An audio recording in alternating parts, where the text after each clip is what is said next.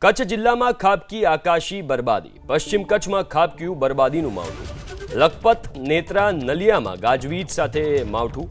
ભારે પવન સાથે કચ્છ જિલ્લામાં માવઠું વરસ્યું છે. કચ્છમાં કેરીના પાકમાં ભારે નુકસાન. તેજ પવનને કારણે ખરી પડ્યા આંબા પરથી મોર. હવે વરસાદ પડ્યો તો કેરીનો પાક બરબાદ થવાનું નક્કી.